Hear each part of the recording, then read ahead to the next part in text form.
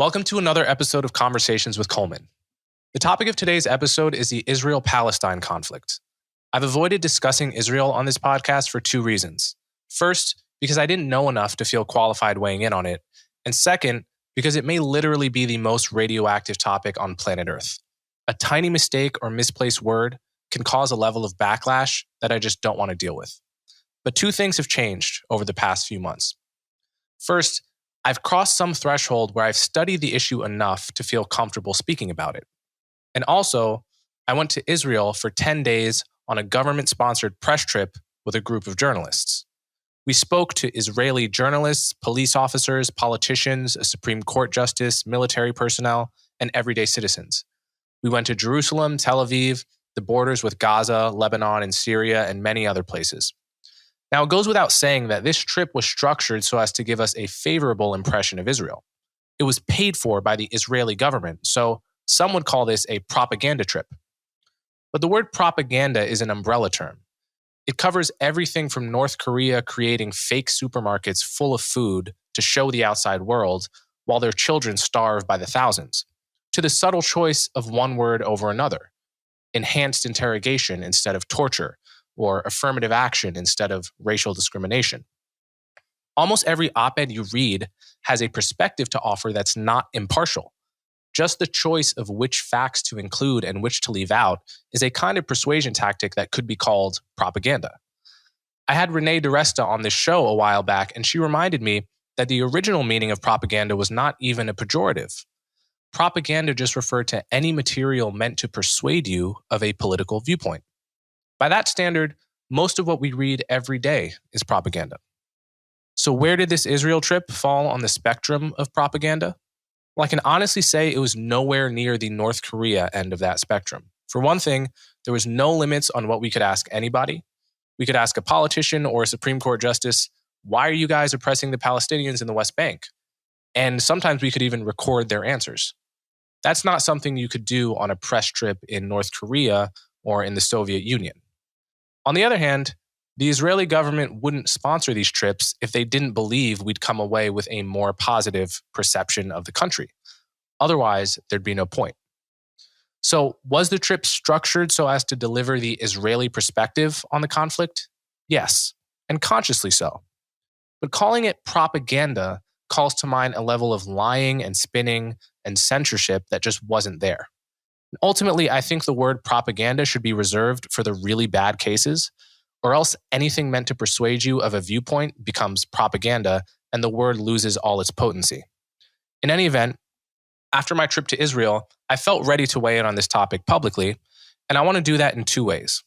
First, I want this podcast to serve as an introduction to the basic historical facts of the Israel-Palestine conflict from roughly 1880 until the present. And the reason I want to do this is because I've noticed an astonishing level of ignorance around these basic facts. When I was a student at Columbia, I knew kids that seemed to be very moved emotionally by the plight of the Palestinians in the West Bank, but could not tell you when or how British Palestine was partitioned, when or how Israel was founded, how and why many Jewish settlers ended up there in the first place, nor could they tell you even basic facts about the major wars that have been fought since 1948. So I want the first part of this podcast to serve as an introduction to these basic historical facts. If you're well-versed on this topic, then you may want to skip the beginning, but on the other hand, there's still quite a bit of interesting material there. The rest of this podcast is about the ethics and the current politics of the conflict. Who is in the right and who is in the wrong? Is Israel an apartheid state that's oppressing a minority out of pure bigotry? Is it a colonialist, expansionist state motivated by religious belief? Or is it an embattled and legitimate nation state surrounded by enemies that wants only to survive? These are the questions that people struggle with. And I brought in Dr.Benny Morris to help me answer them. Now, BennyMorris has a unique vantage point on this issue. On the one hand, he is an Israeli Jew, and in recent years, he has become a major defender of Israel against global condemnation. On the other hand, he's probably done more than almost anyone you could name to discover and publicize Israel's historical war crimes. He refused to serve in the occupied West Bank and was arrested as a result. His academic work on Israel is cited favorably by people like Noam Chomsky, who are all the way on the other side of the issue. And he was at one point shunned by the Israeli academic community for being, in essence, a traitor to his people. He's one of the few people who can really claim to have battle scars from both sides of this debate. So I thought he'd be a good person to help me weave through the complexities of the topic. I have a lot of admiration for Benny Morris, and I hope you find him as illuminating as I did. So without further ado, Dr. Benny Morris. Dr. Benny Morris, thanks so much for coming on my show. My pleasure. So before we get into your work on the history of the Zionist-Arab conflict or the Israel-Palestine conflict, I want to get a little bit of information on who you are so my audience can get to know you if they don't. You're someone who has been identified in the past as left-wing and shunned by the Israeli Academy for uncovering many of the war crimes against Palestinians. And if I have this right, you also refused to serve in occupied territories and were arrested as a result. And but more recently, you've also been called right-wing and criticized for defending some of Israel's more controversial actions. So my first question is kind of a two-part question. How did you come to be a historian, and how do you identify politically? Well, I'm not too sure how I became an historian. As a youth, I liked to read books about history. And when I went to university, that was an obvious choice, studying history and also philosophy. Here they do two majors usually. And I just went on from there to do, after a BA, a PhD in history, because that's what I felt comfortable doing. And afterwards, I started writing books. That's basically what happened. And what was the second part of the question? And how do you identify politically, or how have you identified politically throughout your life? I think I've always been on the left. I believe in, liberal democratic values. And I've always voted for left-wing parties, center-left parties. And even though some people have accused me of becoming a right-winger, I've never been a right-winger, but I did find fault I did find fault with the behavior of the Palestinians. And if you do that, you're immediately branded a right-winger by some circles. Mm. Okay, so I want the first part of this conversation to serve as basically a summary of the history of the conflict for people that may not know all that much about how the whole thing started. So if you're deeply knowledgeable about this may just all be sort of boring refresher, but I kind of want to get some of those basic facts on the table, and there's no one better to do that with than you. So let's start at 1880. Who was living in the place we now call Israel, and how many were there, and what was the political entity they were living under? Well, in 1880 or 1881 or 2, when Zionism began, the land of Israel, or Palestine, as it was called by most Christians, was part of the Turkish Empire, the Ottoman Turkish Empire, and was inhabited, the area between more or less the Jordan River and the Mediterranean, was inhabited by something like 500,000 Arabs and 30,000 Jews. Most of the Arabs, 90% of the Arabs, were Muslims, about 10% of them were Christians. So it's often said that in Ottoman times, Jews and Arabs lived in harmony. To what extent is that true? Well, it's a half-truth. Jews lived as a subordinate religious minority in the Muslim empire, and as long as they accepted their subordination, there was no trouble. When Jews began to assert themselves, this is when Muslims resented it, and this caused strife eventually. But Christians and Jews lived as a subordinate, subjugated minority in an empire run by Muslims, largely inhabited by Muslims, in which Muslims were, if you like, full citizens, if you can call that, or at least full subjects of the empire, whereas Jews were a tolerated minority as Christians were. So how did Zionism begin? Well, there's two levels to understanding its origins. One level is that the Jews who had lived in what is called Palestine, or the land of Israel, 2,000 and 3,000 years ago, and had a sovereign state here under King David, King Solomon, eventually the Maccabees, were dispersed during the first and second centuries under Roman rule. They rebelled against the Romans twice, and the Romans expelled some of them. And then gradually other Jews drifted away from Palestine, moved to other areas, North Africa, eventually Europe, and the land was emptied of Jews.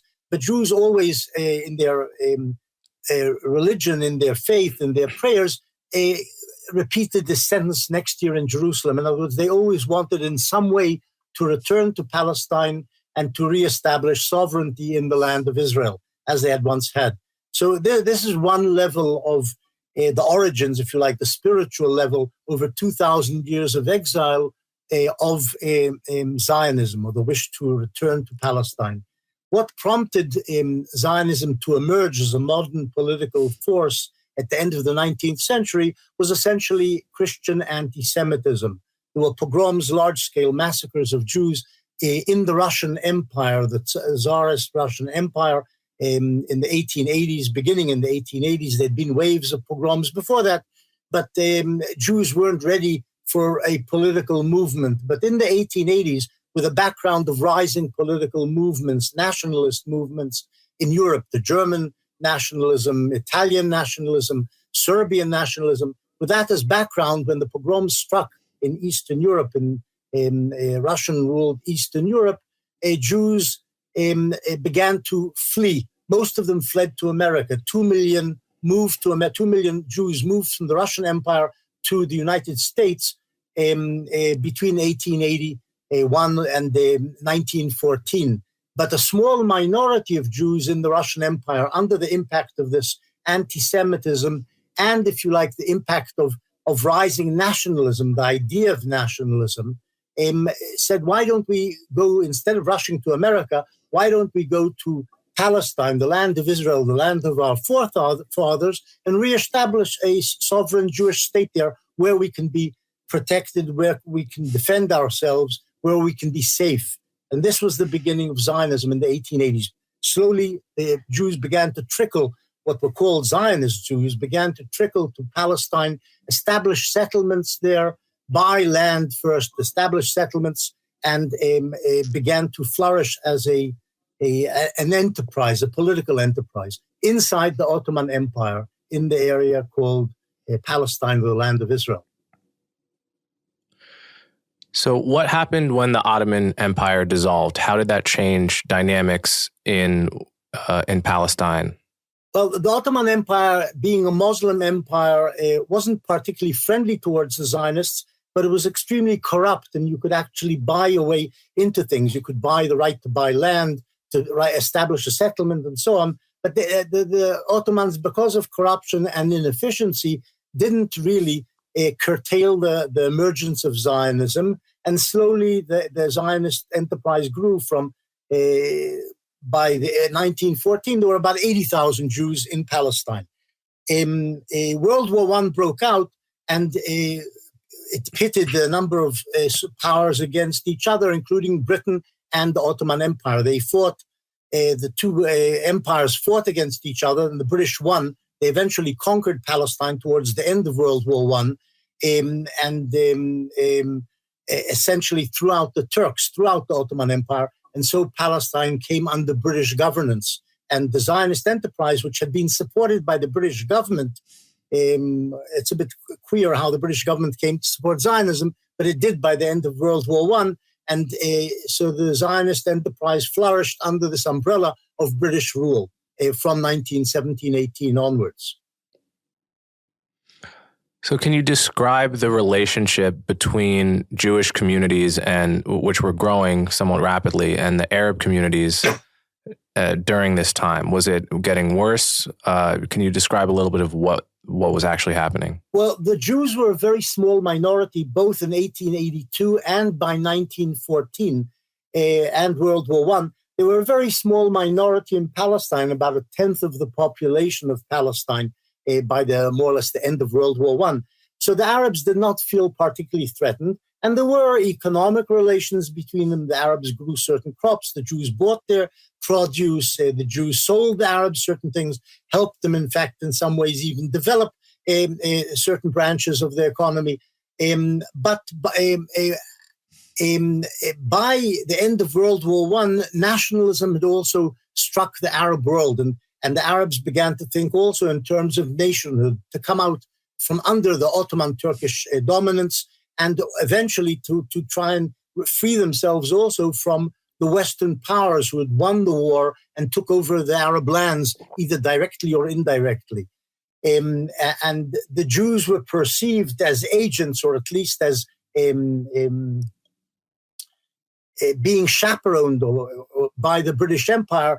And this was resented by the Arabs, who, as I say, wanted to free themselves from the British and didn't like this foreign infidel entry into the country of Palestine, which they regarded as an Arab area, even though they hadn't been dominant politically in the area for hundreds of years. But they regarded it as an infidel intrusion into an area which was Arab. And by 1920, there began to be Arab riots, hostility, if you like, towards the Zionist enterprise, which, as I say, burgeoned under the British government. Mm. So let's fast forward 15 or 20 years to the Peel Commission. What was the Peel Commission, and how did Arabs and Jews react to it? Okay, the British who ruled Palestine and had this large Arab population here, and the small Jewish but growing Jewish Zionist population, hoped that they could somehow get the two ethnic groups over whom they ruled to reach some sort of modus vivendi, some sort of compromise between them.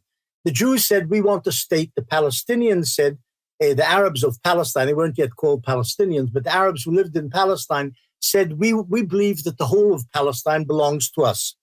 And the Arabs launched bouts of hostilities against the Zionists. And in 1936, they rebelled against the British presence and against their Zionist wards. 1936, the beginning of what's called the Arab Revolt, which lasted for 3 years until 1939. During this rebellion, the British tried to find a formula to end the rebellion and to somehow not unite, but find a way to get the Arabs and Jews to live side by side in Palestine. And so what governments used to do, still do, when they have a problem, they establish a commission or a committee to find a way out. So they set up a commission called the Royal Commission for Palestine, called the Peel Commission, named after the head of the commission, which arrived in Palestine at the end of 1936. Met Jewish and Arab leaders, met the Arab leaders outside Palestine as well, talked to British officials. And in July 1937, the Peel Commission submitted its recommendations about, in a well-documented 400-page volume. It reported what it saw, what it had found, what it thought the history of the country was, and made recommendations about how to solve the problem here. And the Peel Commission said essentially, the British cannot continue to rule Palestine. There's no way of bridging the gap between Arab nationalist demands for all of Palestine and the Zionist demands for a Jewish state in Palestine or even of all of Palestine. What they said then was, in trying to, they said Britain must leave. The Jews and the Arabs should divide the country, should partition the country between them. The Arabs receiving a majority of the territory, most of the territory, about 80%. The British should try and retain Jerusalem and Bethlehem and a corridor to the sea. And the Jews should receive something less than 20% of the country. In other words, partition between Jews and Arabs. The Arabs flatly rejected the Peel Commission recommendation for a partition with the establishment of a Jewish and an Arab state, and said all of the country should be ours. The Jews said, okay, we don't like only 17 or 18 or 20% of the country, but we accept the principle of partition. We can't have all of it. The British are saying we can't have all of it. So let's agree to a small Jewish state alongside an Arab majority state. And as I say, the Arabs rejected this, and the rebellion was resumed by the Arabs. 1939, the British managed to crush the rebellion, but the Peel Commission had established a basic premise for a solution to the conflict in Palestine by laying out the idea of a two-state solution, an Arab state alongside a Jewish state. And this remains, if you like, in the West and in most civilized countries, it remains the formula, the basic idea for a solution to the Palestine-Israel problem, a partition of the land between the two peoples who inhabit the land. But as I said, the Arabs resumed the revolt, the British crushed the revolt, and then World War II broke out, which sort of caused a 6-year suspension of treatment of the problem of Palestine until World War I finished in 1945. So let's move to 1946 and 47. Now World War II is over, and the British have the wherewithal to look at their crumbling empire and get out of places like Palestine and also India, which was partitioned at the same time.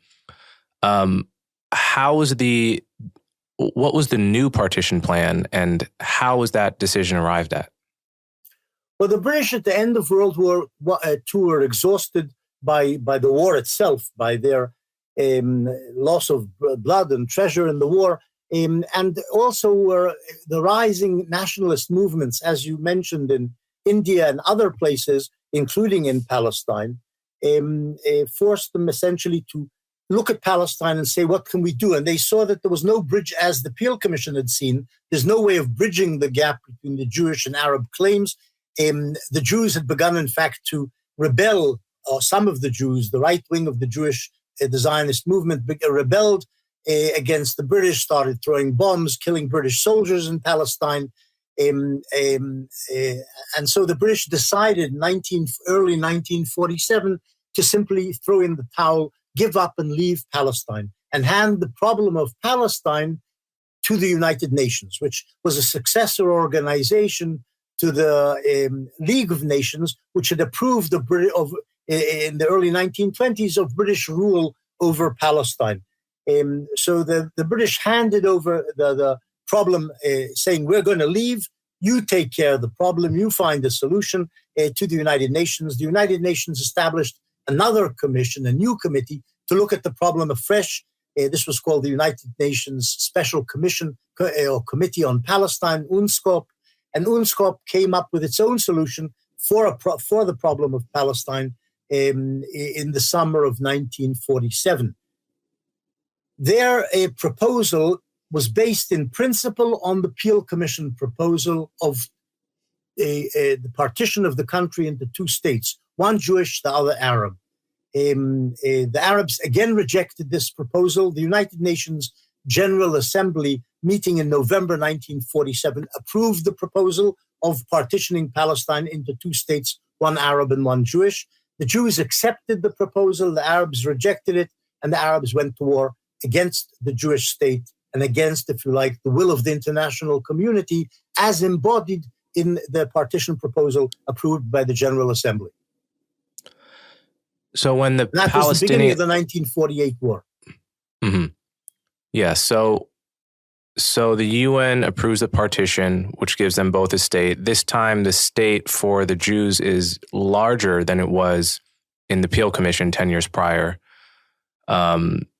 It's closer to 50-50, but what was the exact split of the land? Okay, the United Nations General Assembly essentially approved UNSCOP's recommendation of dividing the country into two states. The Jews were allotted in the United Nations partition resolution 55% of the country, and the Arabs were allotted something close to 45% of the country. The area of the Jews, the 55% was half of it, at least more than half, was desert. It was the Negev desert, the southern part, the uninhabited part of Palestine. The Arabs got most of the center and north of the country in this partition resolution. The Arabs, of course, as I said, rejected it, but also they said, why are we 2/3 of the population of the country being given only 45% of the country, whereas the Jews, only 1/3 of the population of Palestine, were being allotted over 50%. The Jews countered, as I said, we're being given a large part of it is desert, and essentially we're being given land for all the Jews who still want to come to Palestine. And don't forget, this is after the Second World War, where 6 million Jews had just been murdered in Europe, and there were hundreds of thousands of survivors, Jewish survivors of the Holocaust, who wanted to reach Palestine, or at least the Zionist movement wanted them to reach Palestine. So the Jews said, well, we need a little more land than our proportion of the population justifies, because we need room to resettle all these poor survivors of the Holocaust and other Jews. And so that was the proposal the United Nations agreed on. This was, if you like, the will, the understanding of the community of the world's community of nations, as embodied in this proposal. And part of the logic behind that was compelling to the international community was that there are many, many Arab states. Like, there are many states that an ethnic Arab could go to if he were in trouble. And there was no Jewish state. And it seemed like the pogroms in Eastern Europe and the Holocaust, had there been one Jewish state in the world, there would have been somewhere for refugees to go to.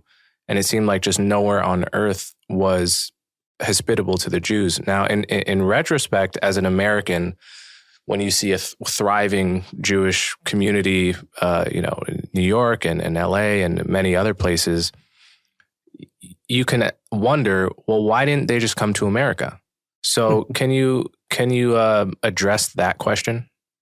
Yeah, I said originally that one of the major impetuses of Zionism, the emergence of Zionism, was the anti-Semitism which the Jews suffered in their lands of dispersion, mostly in Europe at the time.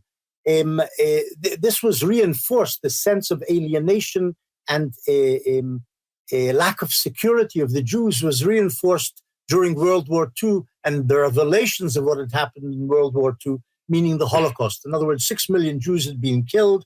The world community had done nothing to save them. And the Jews at last said, well, this has been our argument for 50 years, the Zionist movement. For 50 years, why we need a state where we can be safe. Nobody's going to come and save us. We have to have our own state which can protect us. And the world community essentially bowed its head and said, yes, we understand. Now we understand your argument. And that's why the major reasoning behind the United Nations voting, most of the countries agreed. This is what the Jews must have. This is, if you like, in some way compensation for the guilty conscience for what we didn't do during World War II we didn't save the Jews. So now we at least must give them a state. The Arabs, of course, argued at the same time, why should we, the Arabs, pay for what Europeans had done to the Jews over the last 100 years or even the last 2,000 years? The Jews, as you rightly point out, said, well, but you Arabs have some over a dozen states. Today, in fact, there are 23 Arab states. You have lots of territory in which you are sovereign. We Jews want just this little sliver of land along the Mediterranean, which used to be our state 2,000 years ago. That's all we want for our safety and for our sovereignty. The Arabs never accepted this argument. Was there any religious component to wanting that land specifically on the part of the Zionists? Yeah, look, the Zionist movement was essentially a rebellion against the old world of the Jews, which was a religious world. They basically turned their backs on the world of their fathers and the religion of their fathers. It was a very secular movement, not a religious movement. It was an anti-religious movement, essentially Zionism, which said we cannot trust God to save us. We must do our work. Maybe God doesn't exist. Maybe he does exist, but we have to do, get safety on our own through establishing a Jewish state. But there was always a small minority of Zionists who were also religious, a very small minority. Today, it's a very large minority of Zionists, of the Jews in the state of Israel who are religious. But this wasn't the case in 1948. In 1948, the religious component among the Jews was probably about 10%. Today, as I say, it's probably closer to 30%. But at the time, it wasn't religion which was driving the Zionist movement, even though there was a religious component, in the sense, if you like, even among the secular Jews, that the history of their people, of the Jewish people, was connected in some way to God, and God having, if you like, planted the Jews in the land of Israel under Abraham and his successors. So there was a sort of a connection between religion and political life, political interests, if you like. But in 1948, when the Zionists established the State of Israel in the midst of the 1948 war, religion wasn't very important on the Zionist side, which is one reason, incidentally, the Jews who led the country, Ben Gurion, etc., all the socialists who governed the country, did not even use the word God in the Declaration of Independence of Israel, unlike, if you like, the American Declaration of Independence.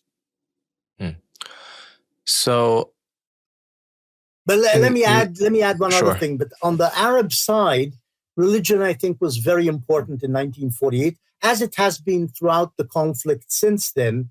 The sense that the Jews were an infidel people, that the Jews are not God's chosen people. We Arabs, we Muslims are the chosen people, and our prophet is the real prophet, and he commands us, if you like, to fight against the infidel who is trying to take over this Muslim tract of territory, which is ours by right. That's how the Arab Muslims felt in 48, and many of them feel the same way today. So when the Palestinians attacked, rejecting the UN partition, and then the Jews won that essentially civil war, and then 5 Arab nations subsequently attacked, every surrounding nation plus Iraq. What were their goals in attacking Israel? Well, Israel's goals in the 48 war was essentially to defend itself. In other words, the Zionist enterprise was being attacked by the Palestinian Arab militias and subsequently by invading Arab states, Jordan, Syria, Iraq, and Egypt. The enterprise was being assaulted, and then when they declared statehood, the Jews on the 14th of May 1948, the following day the Arab armies invaded from outside. And the Jews in both stages of the war, their main aim was survival. That is, the survival of the Zionist enterprise, of the community, which at the time numbered 650,000 Jews altogether in Palestine, and the survival of the new state, which had just been created. This was the main Jewish aim. To this, I would say that in the course of the war, 2 additional war aims accrued. One was to expand the area of the Jewish state beyond the territory allotted in the United Nations Partition Resolution. if the United Nations had allotted 55% of Palestine to the Jews, by war's end, 78% of Palestine was in Jewish hands by the time the Jews won the 48 war. And the Jews under Ben Gurion also, I think, essentially, there's arguments among Israeli historians about this. The first part is not controversial. The second part is controversial. The Jews, the leadership under Ben Gurion, I think, also sought to reduce the number of Arabs in the Jewish state, knowing that the Arabs were fighting against the Jewish state, would not be loyal citizens if and when they remained in the Jewish state. He wanted to reduce the number, if you like, by expulsion. And the number of Arabs in the area which became the state of Israel was vastly reduced. About 700,000 Arabs were uprooted from their homes. They fled in face of battle. A few were expelled. A few were ordered by their own side to leave the country, the area under Jewish sovereignty. But the 700,000 Arabs were uprooted from their homes in the course of the war, and these became the Palestinian Arab refugees, the Palestinian Arab refugee problem. On the Arab side, the war aims are not as clear. As I say, the Jews' main aim was survival, simply the survival of the population, the Jewish population in Palestine, and survival of the state as it was born. The Arab war aims are not as clear. We don't have Arab documentation. The Arab archives still remain completely closed to all researchers. So we don't know what that the Arab presidents, the Arab military commanders, etc., what their war aims were. But one can sort of divine their war aims from the way their armies moved into Palestine and from various declarations they made publicly and in face of Western diplomats who talked to the Arab leaders. So one would say that the Egyptians, they have some various war aims, different Arab governments. The Egyptians said they're entering the country, invading the country in order to save the Palestinians. That's part of the explanation and probably is in part correct as well. But I think the Egyptians essentially wanted to take over part of Palestine and annex it to themselves, the southern part of Palestine, the Negev desert. They wanted essentially to take for themselves. And vaguely they hoped, well, maybe our invasion will lead to the destruction of the Jewish state. So they probably had that at the back of their minds as well, destroy the Jewish state as part of their war aim. The same applies more or less to the Syrians. They also had some territorial ambitions in Palestine. The Iraqis didn't, but they went along with the program of the Jordanians and the Egyptians and Syrians and sent an expeditionary force to fight in Palestine during the war. The Jordanians were a bit different. The Jordanians under Abdullah, King Abdullah, who's incidentally the great-grandfather of the present Abdullah II of Jordan, they essentially preferred, it sounds a bit strange, but Abdullah, the King of Jordan in 1948, preferred to have a Jewish state as his neighbor instead of a Palestinian state. He didn't like the Palestinians.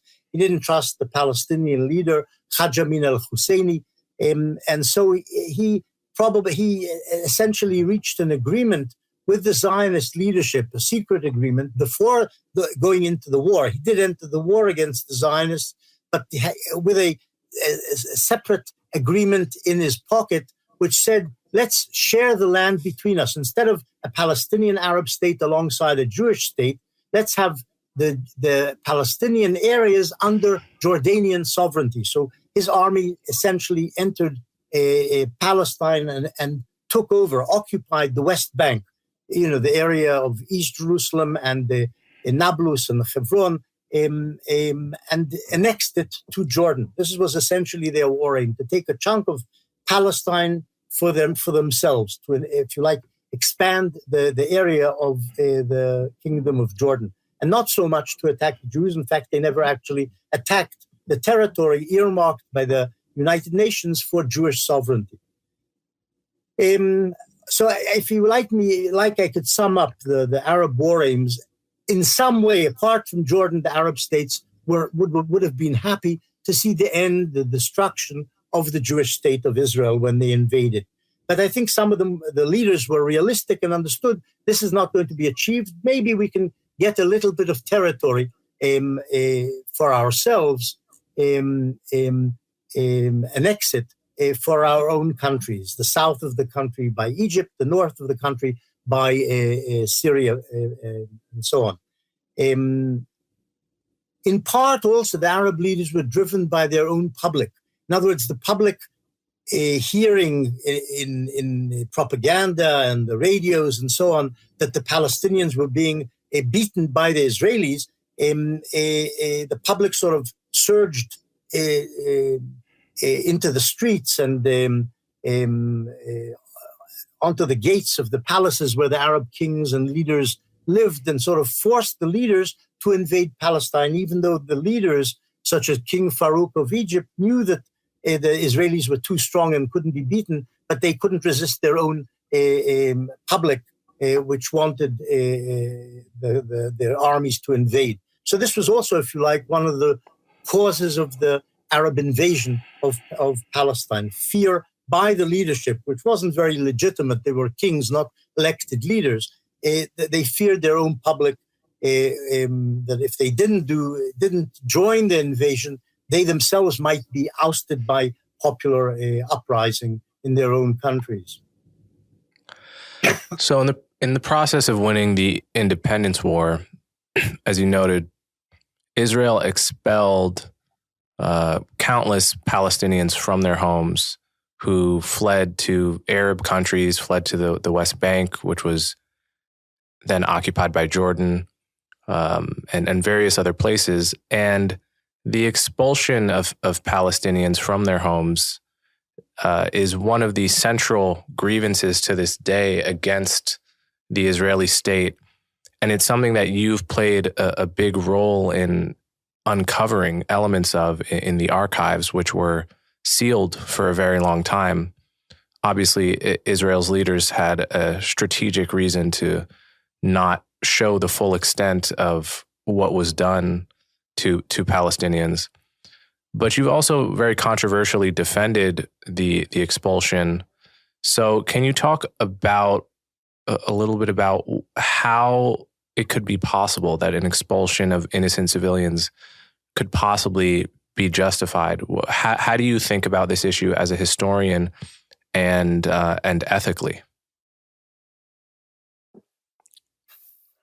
Well, firstly, I'm not sure the word expulsion is completely accurate in describing how the Palestinians were uprooted in 48.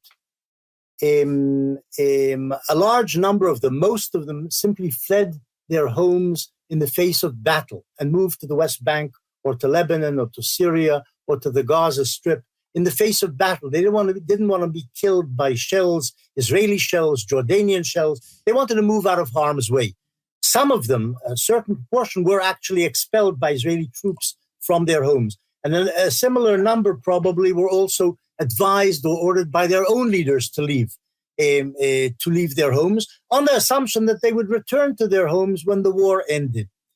The expulsive part of 48 in terms of Israel's behavior isn't so much the acts of expulsion during the war as Israel's unwillingness at the end of the war to allow the Palestinian refugees to return. And the Israelis didn't allow the Palestinian refugees to return at the end of the war. The Israelis were, the Jews in Israel, numbered 650,000 in 1948. The Arab refugees were 700,000. Had the Jews allowed the Arab refugees to return to their homes in what became the state of Israel at the end of the 48 war, they would have been outnumbered by Arabs who were against their state. So it's not a matter of justification. The demographics of the situation was such that Israel couldn't have survived with a majority of Arabs as its new citizens, as opposed to a minority of Jews in the country. But one mustn't forget that the Jews didn't begin the war.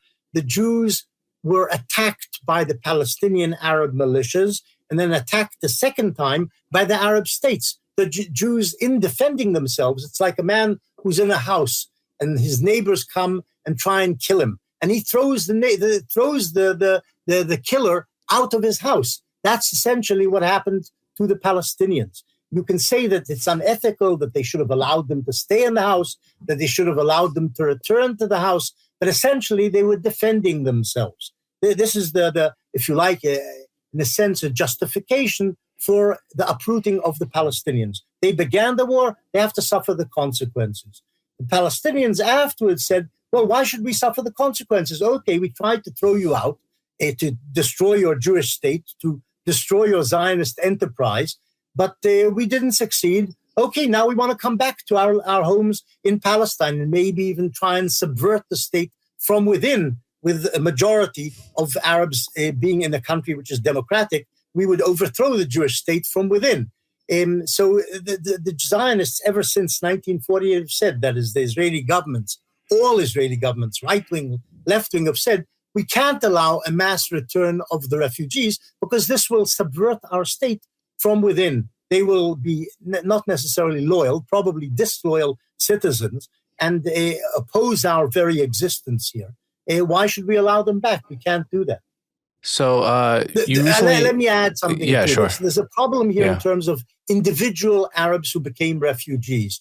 One can certainly understand the desire and the ethical thrust of the desire of Arabs who left the country.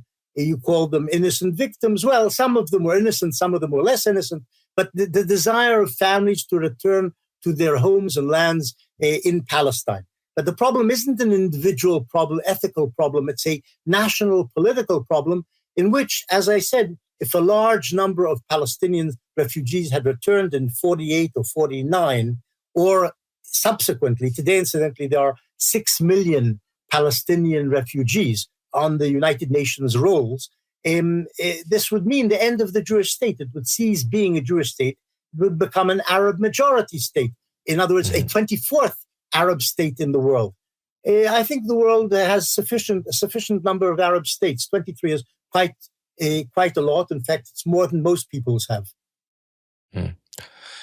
So this next one is a question from an acquaintance of mine who is an Arab Israeli. You recently co-published a study about additional details about the poisoning of the water supply of Palestinians in 1948. Can you tell us what you found? I recently published with a friend and fellow scholar, Benny Kedar, an article about the Israeli campaign during the 1948 to poison wells, to pollute wells with bacteria in Palestine as part of the war effort against the Palestinian Arab militias and against the invading Arab armies. The idea was that if you conquer an Arab village and you don't want the militias or the inhabitants to return to that village, if you poison the well, the village as well, they won't be able to retake or resettle in that area. And if you poison wells along the Arab armies' lines of advance into Palestine through the Gaza Strip or through the West Bank into Israel, if you poison the wells along the Arabs' route of march, you will create an impediment to the Arab advance and slow down, if you like, or harm the Arab military, the war effort. This was behind this campaign known as Cast Thy Bread. That was the code name of the campaign, which was mounted by the Israeli military from April 1948 onwards, just as Israel was facing the pan-Arab invasion, the invasion by the Arab armies.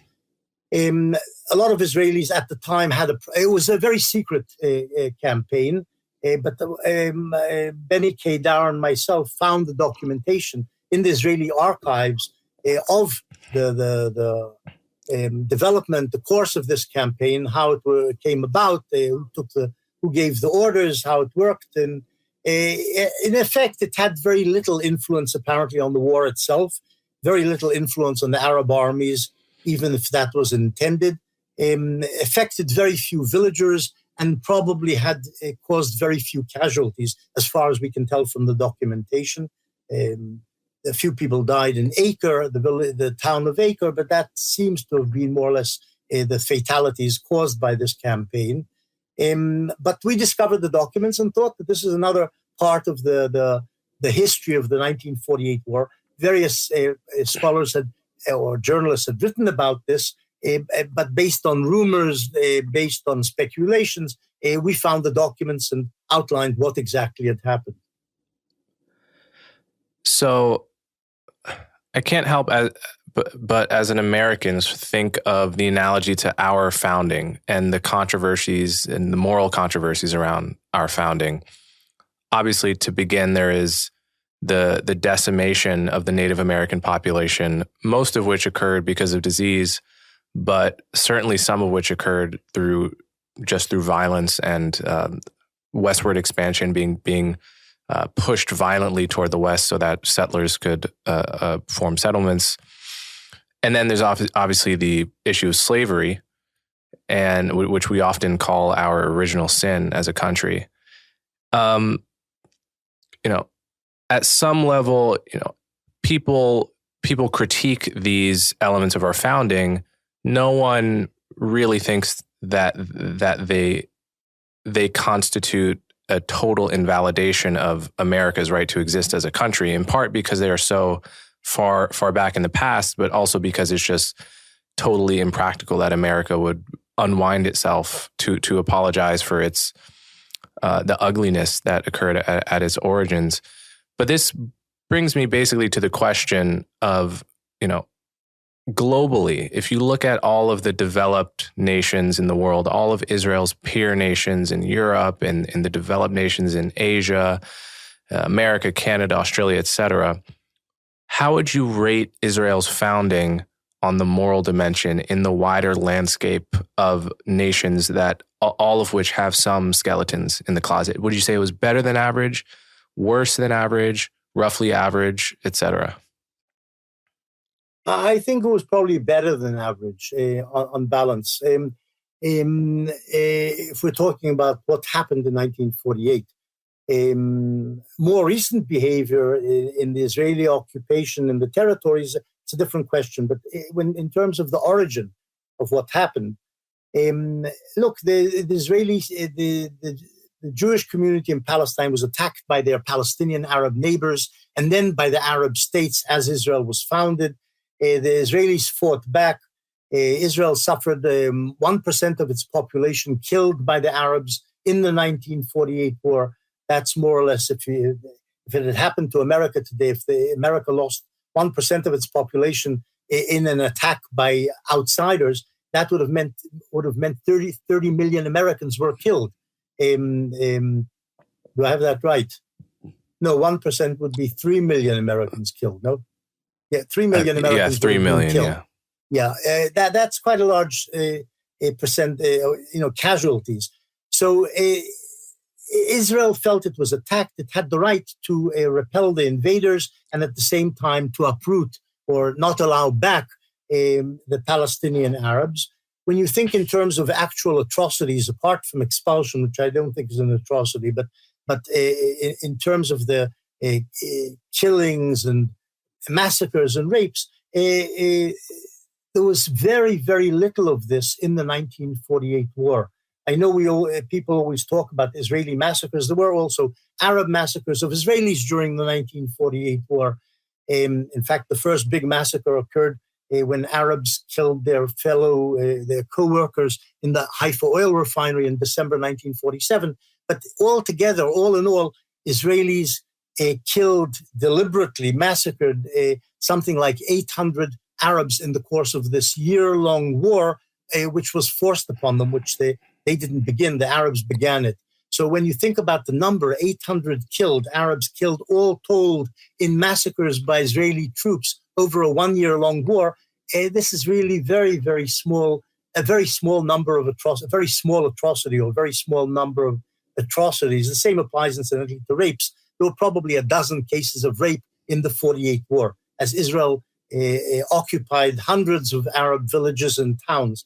If you compare this, say, to what happened in Yugoslavia in 1 or 2 days in Yugoslavia in the 1990s, Serbs killed 7,000 people in 2 days in Srebrenica, 800 killed by Jews in massacres of Arabs in 1948 is a very, very small number.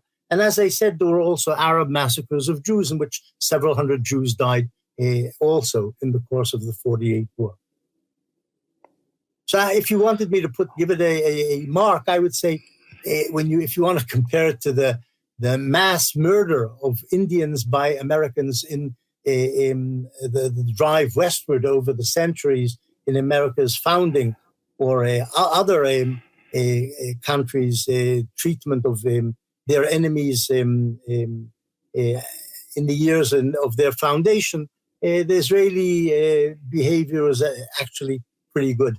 That's my. I know that a lot of people won't like to hear this, but when you look at the actual numbers and figures and what happened, Israel's behavior, I think, was very good. This doesn't mean that I now condone certain Israeli policies and behaviors today. This is something else. I'm talking about 1948. Yeah, we'll get to that. We'll get to today in a second. Let's just fast forward and go maybe a little more quickly through the history since 1967. Let's actually just fast forward to 1967. What were the motives of the Arab countries that invaded during the Six-Day War? What did they want? Well, the Six-Day War was caused by mistakes and miscalculations. It wasn't an intended war, neither by Israel nor by the Arabs. The Egyptian leader, Colonel Nasser, was flexing his muscles and hoped to remilitarize the Sinai Peninsula, which had been demilitarized after Israel's withdrawal from Sinai in 1957. And he went further than that. Not only did he put his troops into the Sinai Peninsula, but he closed an international waterway, the Straits of Tiran and the Suez Canal, to Israeli shipping. These were acts of war. The Israelis had to mobilize. They didn't know if the Egyptians were going to attack or not attack, but they had to mobilize to confront a possible assault by the Egyptian army. And then the generals came to the government and said, we can't maintain this situation of total mobilization forever. It's economically impossible and politically impossible. The Egyptians have broken international law and they're forcing us to go to war. And the Israeli prime minister reluctantly told the generals, okay, attack. And so the Israelis preempted and attacked the Egyptian army in Sinai. Then the Jordanians and Syrians, of their own bat, attacked the Israelis on the eastern side, on Israel's eastern frontier. Israel pleaded with Jordan not to enter the war, not to shoot. We won't do anything to you. We won't attack the West Bank or Jordan in the West Bank or East Jerusalem. If you stop shooting, the Jordanians wouldn't listen. And eventually Israel conquered the West Bank in response to the Jordanian attack. And that's what happened in the Six-Day War. So Israel took the Sinai Peninsula, the West Bank, East Jerusalem, and the Golan Heights. The Israeli government, it's not well known, but the Israeli government, a few days after the war ended, in which Israel had won a wonderful victory, if you like, the Israelis secretly, essentially, decided that they would give back the Sinai Peninsula to Egypt and the Golan Heights to Syria in exchange for a demilitarization of these areas and a peace treaty with these countries. The countries were unwilling to make peace with Israel. The Israelis were unwilling, because of internal divisions inside Israel, were unwilling to give back the West Bank and East Jerusalem to Jordan. I think this was a terrible mistake, but that's what Israel did, and they held on to the West Bank, which was the origin, of course, of the present occupation, which has lasted ever since 1967. So let's talk a little bit about how the settlements began. My understanding from your book, Righteous Victims, is that the settlements in the West Bank began almost immediately after the occupation. What were the motives of the settlers, and were they shared by Israeli leadership? Well, it's a complicated question. What happened was that within days of Israel's conquest of the West Bank, Israeli right-wingers pressured the government to establish Israeli settlements in the West Bank in areas where there had been Jewish settlements before the 1948 war, which were destroyed by the Jordanians when they took over the West Bank in 1948. The children of the settlers of pre-48 settlements said, well, we want to go back to where our fathers had established settlements in the Etzion block, for example, just south of Jerusalem. And the Israeli government, because it was divided between right-wingers, left-wingers, centrists, couldn't decide, and the settlers were basically given their head, and they went ahead and, if you like, settled the places on their own initiative. And then the government sort of went along with them and supplied them with electricity, military protection, and so on. And eventually, more and more settlements were established. So behind the settlement drive was if you like, an historic religious impetus, because the area of the West Bank was the heartland of the Jewish state of King David and the Jews of 2,000 and 3,000 years ago. Places like Bethlehem, Shiloh, Sebastia, Samaria, and so on. These were the heartland of the Jews 2,000 or 3,000 years ago, and East Jerusalem, of course. And the settlers said, well, we want to return. We want these areas which were our original, crucible of the Jewish people. We want them to be in Jewish hands, to remain in Jewish hands. Alongside that, there was the government had strategic political considerations were to do with the highlands. That is, the highlands of the West Bank were seen as strategic, and the generals basically said Israel's border should be along the Jordan River, in other words, east of the West Bank. That's a natural frontier, the Jordan River. So there was a sort of a political, strategic motive for settling in the West Bank and holding on to the West Bank, in addition to this spiritual, historical reason for settling there by the settlers and the religious right. So you also say that, especially starting in the late 70s, there was a somewhat concerted effort to make life harder for the Palestinians, the many Palestinians living in the West Bank, in subtle and not so subtle ways, to basically encourage them to leave of their own volition. Do you think that attitude remains today, or or has that changed? Well, the government didn't want most of the ministers in the government would have been happy to see the backs of the Palestinians. In other words, to see the Palestinians leave the West Bank. But they weren't going to expel them. They understood that what had happened to the Arabs in what became the State of Israel in 1948 couldn't be repeated in the modern world, and they also would have regarded it as immoral. But they were willing to make life not pleasant or unpleasant for the Palestinians to a certain degree.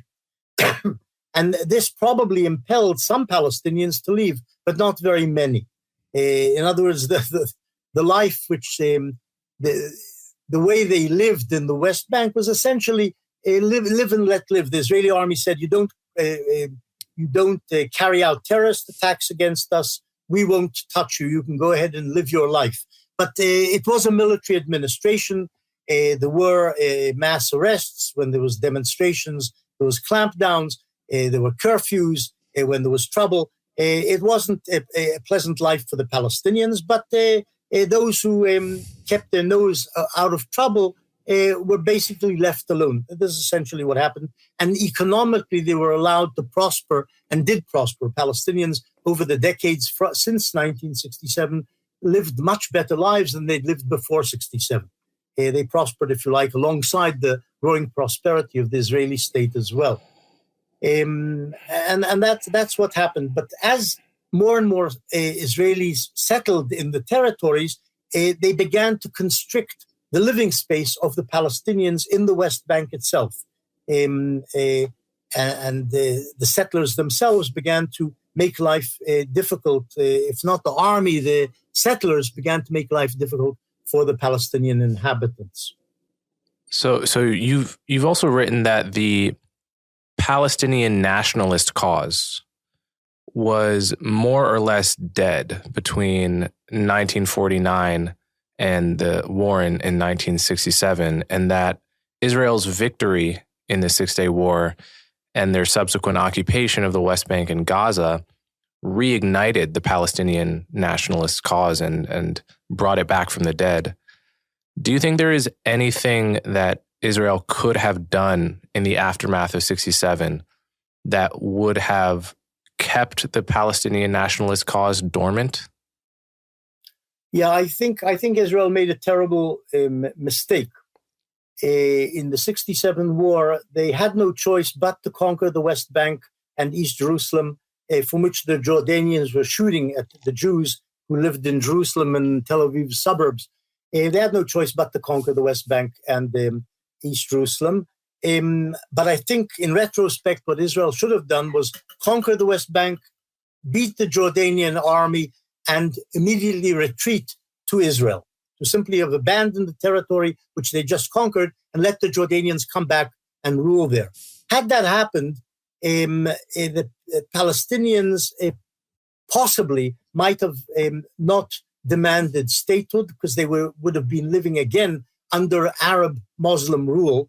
They wouldn't have had the great impetus to reach their own statehood and sovereignty over themselves, which is what they had following Israel's occupation of the West Bank. And here the Palestinians were then being ruled by non-Muslims, non-Arabs, by Jews, which, as you say, reignited the Palestinian nationalist cause. Had Israel withdrawn immediately, let the Jordanians back in, history might have been different. Okay, so I want to move from the history of the conflict to the present, and the present ethics of the conflict.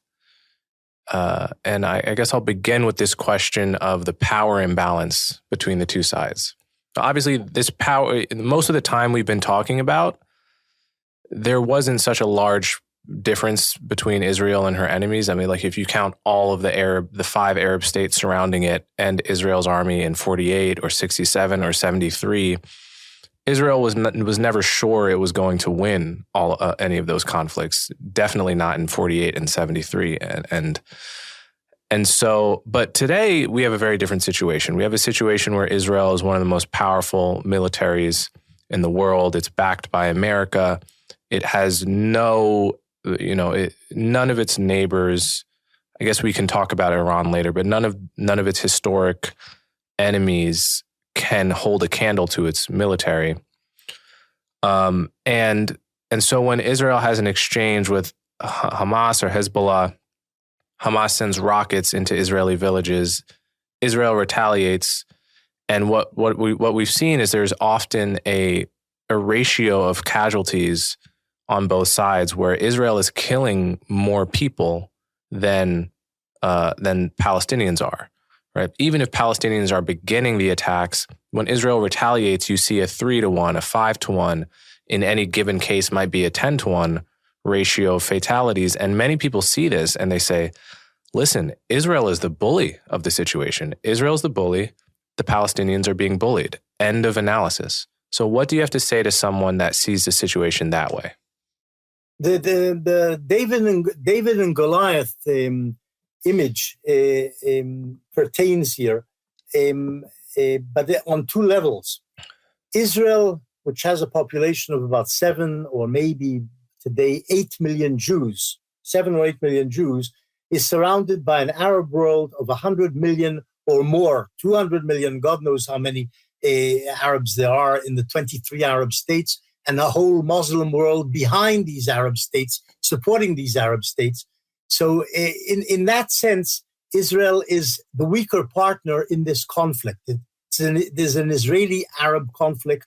Even if some Arab governments have made peace with Israel, the governments of Egypt and Jordan have made peace, and now there's countries in the Gulf and Morocco who have made their peace with Israel. But the Arab public, the Arab world, still opposes Israel's existence.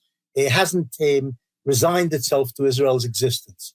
And given a chance, so Israelis feel, might again gang up on Israel and try and destroy it. So it's true, Israel has a large army, a strong army. It has probably atomic weapons, so they say, but it still feels surrounded by a large, hostile Arab world which doesn't actually want it to exist. On the other hand, there's an Israeli, a David and Goliath image between Israel and the Palestinians. That is, the Palestinians are a small fraction of the Arab world. And here, there's an imbalance in which Israel is 5, 10, 100 times stronger than its Palestinian neighbors, who happen to also be under Israeli military occupation, at least in the West Bank.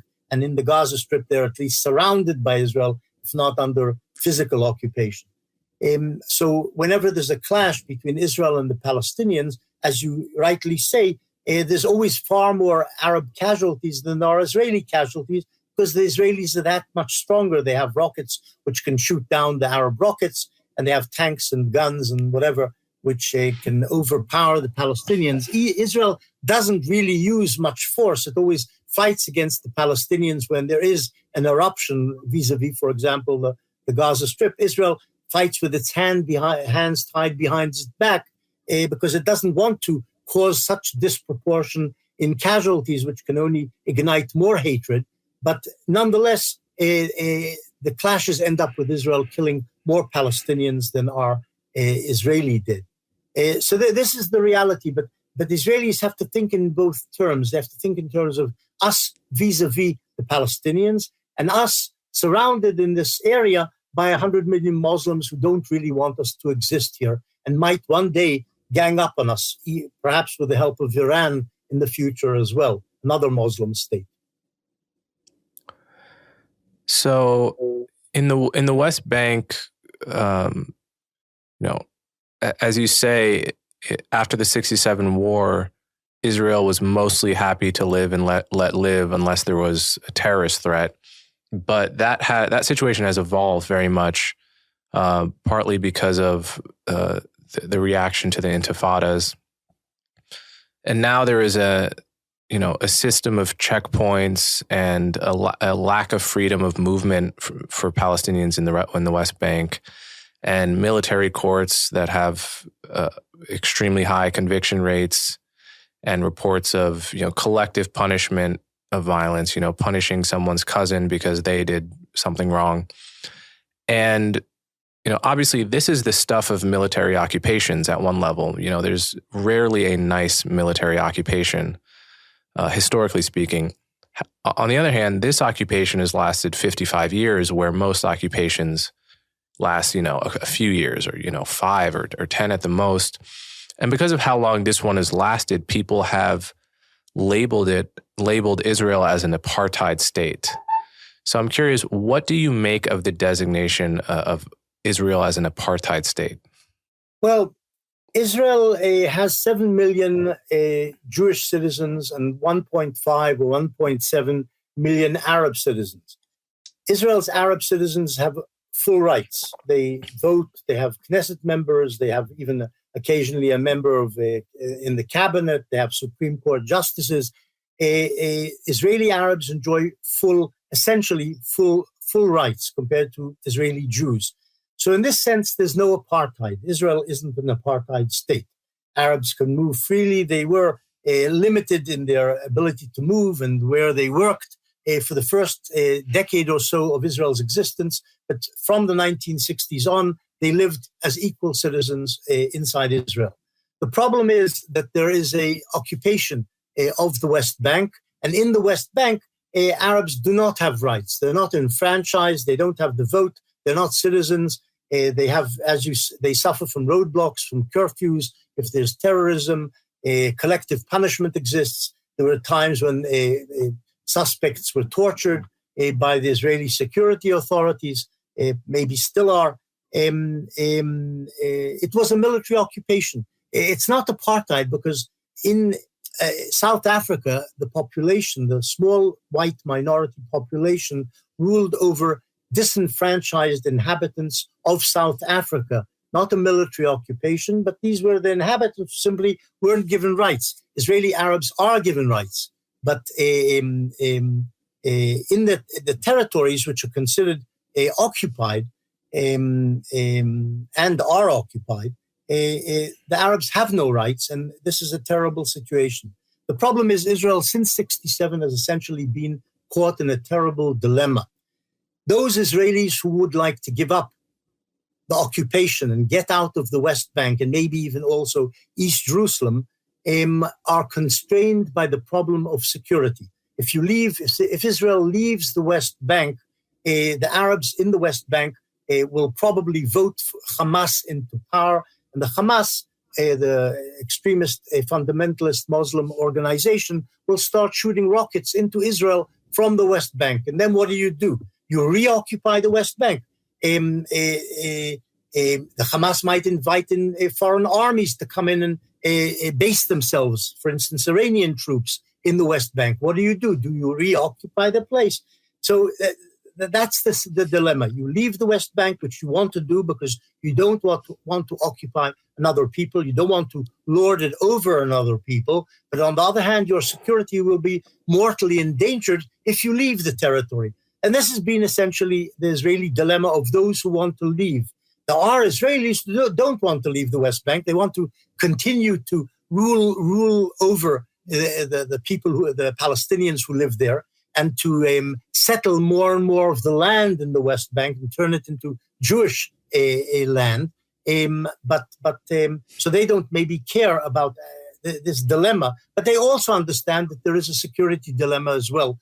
They understand that if the territory is handed over to Palestinian control and the Hamas, as they did when they had elections, wins control over the territory, it threatens Israel's existence.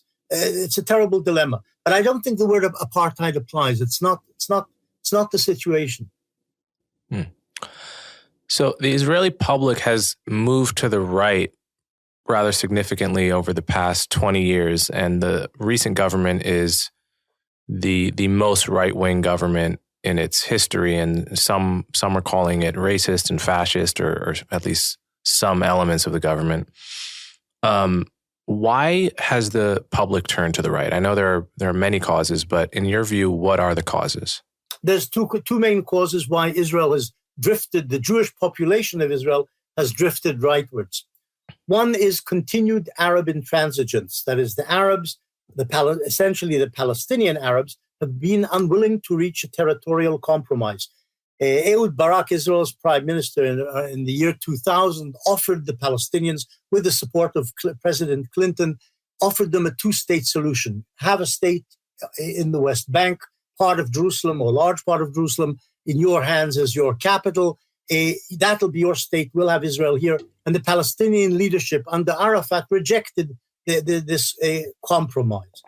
And the continued rejection by Arab leaders, including the Palestinian leader today, Abbas, the rejection of this two-state idea as a basis for a compromise, has forced many Israelis, to say, well, we have no partner, so we have no choice but to continue in this occupation and basically to vote right. The other reason, which is probably even more significant, is the demography in Israel of the Jewish population.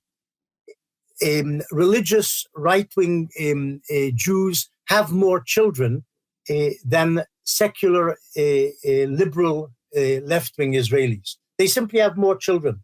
Secular Israelis have between 2 and 3 children per family. Religious families in Israel, who are essentially right-wing, have 5, 6, 7, 8 children per family. And over the years, because Israel is a democracy, maybe this is unfortunate, but it is a democracy, they have more and more voters each successive election. And by the year 2022, now they simply have more votes than secular, liberal or left-wing Israelis. And that's why Israel has drifted, because of this demographic imbalance between secular and religious and right-wing Israelis. It seems to me that this problem of demography is huge, and it makes a two-state solution less and less likely with each passing year. Obviously, a two-state solution has been unlikely from the start. I think primarily because Palestinians don't want it, or Palestinian leadership doesn't want it, or the Palestinian leaders who do want it would be killed by the terrorists who don't. That's the primary, I think, impediment, right? If one side doesn't want the thing, then how do you get that? But on the Israeli side, with each passing year, as the religious right-wing minority just grows at a 7-2 birth rate over the rest, it seems like it just becomes, I'm looking at 2050. If there were a kind of Palestinian Sadat to arise, like someone that really could convincingly say that he wanted peace, would it matter at that point? Would it be too late? Have the opportunities been permanently missed because of how demography is likely to change in the future?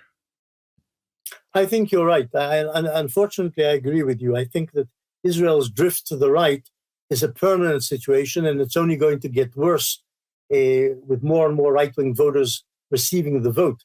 And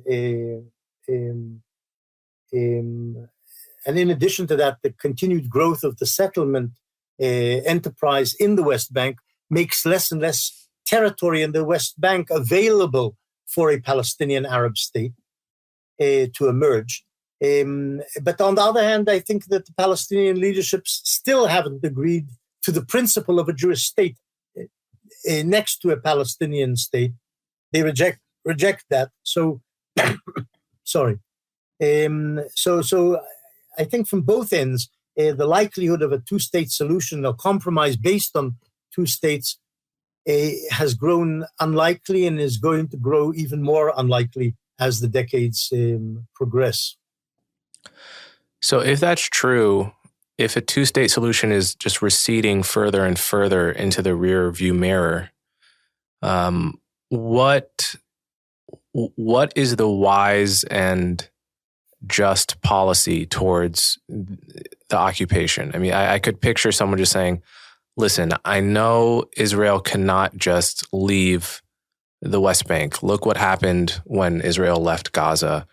Life became worse for the Gazans in the long run, and it also became worse for Israelis living on the border with Gaza. So who benefited other than Hamas from the retreat? At some level, that argument makes sense to me, and it could just be doubly true with the West Bank because it's so much larger. But is there a way, is the proper view that the occupation should just become less draconian? Is there a way to make the occupation less? In other words, is everything Israel is doing in the occupation in the West Bank, is it all justifiable in the name of security, or is there excess? I'm sure there's excess. I think excess is probably built into the idea of a military occupation. Military rule is excessive by nature. It's I don't know about draconian, but it's certainly based on force and often brutal. This is what happens in military occupation. But I don't see it getting any better. I can see there might be Israeli leaders who would try and make it less brutal, but on the ground, the troops will react as they will react to terrorism. They will have curfews. They will have collective punishments. They will shoot at targets justifiably or sometimes unjustifiably and kill people who are actually innocent. This happens in occupations among troops who feel threatened by terrorists, and that's how they regard the Arabs who shoot at them. I don't see any way of making the occupation any less suppressive, any less oppressive. The occupation has to end, but how you end it when you have a population here which doesn't want to end it in Israel and an Arab population which doesn't want to accept Israel's existence, I don't know how you get out of it. I just see more of the same in the coming decades. So there's one argument that people on the Palestinian side or sometimes on the BDS side of this conflict make. So you look at Hamas, you look at how Hamas prosecutes their war against Israel. They shoot rockets from high civilian areas, hospitals, school buildings, so that when Israel retaliates, against the militants, they can't help but also kill women and children, essentially, which is just unacceptable to watch from the point of the international community. But they intentionally do this, and when they send rockets, most of the rockets they're sending at villages, right? They're sending at villages full of women and children rather than military targets. So these are the tactics of terrorism. These are not the tactics of a just war. And yet some people are tempted to not necessarily defend this, but one argument goes that the reason Hamas uses tactics of terror is because they don't have a state. If they had a state, they would liberalize somewhat. They would not. Part of the ruthlessness of how they operate is a function of their statelessness and their current status, and shouldn't be used as an argument not to give them a state. What do you make of that argument as a historian who studied Hamas and their views? It's a problem. Look, you're right. They're not a state. They don't have an air force. They don't have a military with tanks and artillery. They can't fight Israel on the same playing field, same level of the playing field. They have to use terrorism or certainly rocketry and so on if they want to harm Israel. On the other hand, though, Hamas happens to be a fundamentalist terrorist organization. It's also a political party, but it's a terrorist organization. It believes in Israel's destruction. This is one of the principles, its most important principle in its charter and its founding, if you like, Declaration of Independence. They want to destroy Israel. That's what they say. This is an infidel state. They hate Jews. It's an anti-Semitic organization. In its charter, it blames the Jews for igniting World War I, World War II, and establishing the United Nations. This all sounds like nonsense, but that's the way they see the Jews, and that's the way they see the state of Israel, which is the Jewish state. And this organization clearly aims at Israel's destruction, in addition to turning, of course, all of Palestine into a fundamentalist Muslim entity. And this is a problem. It's not an organization which is going to reform itself or become moderate. This is not something anybody who understands Hamas will expect or anticipate. Do you think that Netanyahu really wants a two-state solution with security assured? I don't know. I have no idea. Look, he comes from a right-wing family. He has right-wing views. He's also an opportunist and occasionally pragmatic. He's also somebody who's tried to avoid wars. He knows that wars never end the way you want them to end. But on the other hand, he's a right-winger, so I don't know what he wants. He says he's paid lip service to the idea of a two-state solution, but I think he understands it's not something which is going to happen, and therefore he is no longer pressing it. So the philosopher Sam Harris, I remember in his engagements on the Israel topic years ago, made a point which seems ethically important to me, which is, what would each side do if it could do whatever it wants? Or there's another way of framing this point as a kind of thought experiment. Say there were, a pill that just was administered to all Israelis such that for some reason the whole IDF laid down its arms and just couldn't do anything, right? Became essentially zombies, right? What would happen if this pill was administered to all of Israel and Hamas could have its way? And then what would happen if, on the other hand, if Palestinians were administered this pill and Israel and the IDF could have its way? I made this point earlier about the power imbalance between these two sides. There also may be an intention imbalance. Like what do both sides want if they could do whatever? So how would you answer that question? I have a feeling, I fear that there's an asymmetry here. I think if the IDF laid down its arms and Hamas was allowed to do what it wanted, it would simply kill all Israelis, or at least subjugate them and turn them into servants of the Islamic State. but probably they would try and expel most and perhaps kill the rest. If the Hamas were to lay down their arms and the Israelis were allowed by the international community to do what they wanted, most Israelis probably wouldn't want to kill or drive out most of the Arabs, but some Israelis might. That's how I would put it. But most Israelis would probably not have the will, the desire, the ability to do this, the willingness to do this. But so I think there's an asymmetry here in intentions, or what would be the intentions were they given a free hand. So another question I wanted to ask you is about the notion of aliyah, which is basically the right of any Jewish person by some definition, and sometimes there are proposals to change the definition and so forth, but the right of any Jewish person somehow defined to immigrate to Israel and be granted more or less automatic citizenship.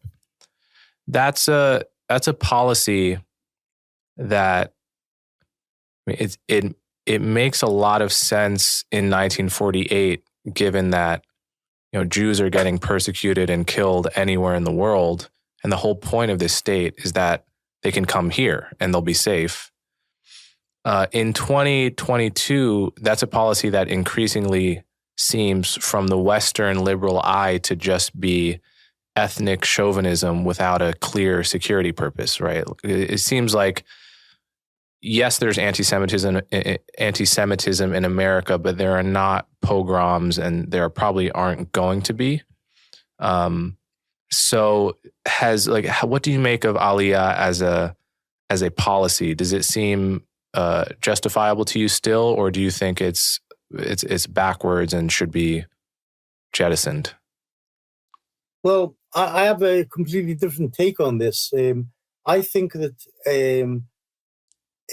open-ended aliyah, in other words, the opening of the borders to any Jew who wants to come here, is a mistake now. Israel is overcrowded. It's an overcrowded country. The traffic jams here are terrible. There's no place to live. There's not enough room to build. Israel should end all immigration to Israel, both of Jews and non-Jews, but essentially we're talking about Jews. I think this is a terrible mistake to have continued this for so long in the past decades. That's on one level. On the other, this is the Jewish state, and I can understand Jews, the Jewish leadership of the country wanting to allow any Jew who feels persecuted to come and live here and become automatically a citizen. Incidentally, this right, as far as I remember, exists also in some other countries, like Germans going back to Germany or whatever, are given automatic citizenship, people of German origin. I think the same might apply to Ireland as well. I'm not sure about this. But the idea that the Jews anywhere have the ability to come here for safety's sake, should they feel persecuted or should they actually be persecuted somewhere, there's nothing really wrong with that, except, as I say, on the level of demographics, there's simply too many people here, and this country should basically close its doors to anybody who's not actually under threat. So I want to ask one question about the settlements today. Now, this is an area where there's so much journalism, politicized on both sides about what exactly is happening with settlements in the West Bank. It can be hard to discern exactly what's true. Many journalists say that Palestinians are getting kicked out of their homes, and the settlers are violently attacking them in some cases. People on the other side will say, something like 90-something% of the settlement expansion you hear about is actually upward expansion on already existing settlements rather than horizontal expansion that's displacing Palestinians. What is your perception of what is true currently? And how do you view the ethics of settlement expansion? Well, I've always been against the settlement enterprise. I think it's counterproductive. It's not going to get what it wants. In other words, the idea of the settlements was to assure Israel's security, and for those who want to expand Israel down to the Jordan River, to expand Israel's borders. I don't think both things are realistic any longer. On the other hand, the settlements are expanding both horizontally and vertically, and a lot of settlers are right-wing fanatics. Not a lot. Some of the settlers are right-wing fanatics, and they are violent towards their Palestinian neighbors, cut down olive trees, attack Palestinian olive pickers. This is not a matter for dispute. This is what is happening on the ground in various areas of the West Bank. The settlements are a terrible impediment to peace. This has been true ever since the enterprise began. If you were a young Israeli today, would you also refuse to serve in the occupied territory? Would you do that again? Probably, yeah. Okay, my final question for you. I want to end on an optimistic note, but it may or may not be an optimistic note, depending how you answer it. Say it's the year 2100. Probably both you and I will not be alive. And there is peace between Israel and Palestinians. Reverse engineer this for me. What is the plausible path? What was done in the intervening 80 years that made this unlikely peace possible? Well, as I mentioned before, I think what Israel did in 1967 after winning the war was a mistake. They should have immediately withdrawn from the West Bank and allowed the Jordanians to reoccupy and rule the West Bank. This might have made a historic difference in the evolution of the conflict since 1967. Beyond that, I'm not sure. There are people who've criticized Israel's leadership in 1948, myself included, for not being generous post-48 and 49, for example, in not being generous enough in offering concessions to the Arabs in order to make peace. But in hindsight, I think that in 1949, nothing really could have changed because the Arabs weren't ready after their humiliating defeat in the war to make peace with the Jewish state. So nothing could have really changed, I think. I don't know what else could have been done. But in 1967, that was the point at which something different could have been done and changed the course of history. My question, though, is sort of asking you to speculate about an optimistic future. This is obviously... I'm not optimistic about the future. So I don't see the point in speculating about it because I don't see anything good happening here in the future. Fair enough. So before I let you go, can you tell my audience where to find your work, which books of yours you would recommend as an entry point to your work, and where they can follow you? Well, I don't know. I think my book, Righteous Victims, which you can get easily on Amazon, Righteous Victims is a history of the Israeli-Arab conflict. I think it's a fairly reasonable, balanced history of what happened here since 1881 until the year 2000, but essentially most of the conflict. I think that's a reasonably good book. And I think my book on 1948, which is called 1948, about the most important of the Israeli-Arab wars, a history of that war, is also a reasonably good history of the war. Those two, I think I would recommend. Okay, BennyMorris, thanks so much for your time. My pleasure. Thank you for having me. That's it for this episode of Conversations with Coleman, guys. As always, thanks for watching, and feel free to tell me what you think by reviewing the podcast, commenting on social media, or sending me an email. To check out my other social media platforms, click the cards you see on screen, and don't forget to like, share, and subscribe. See you next time.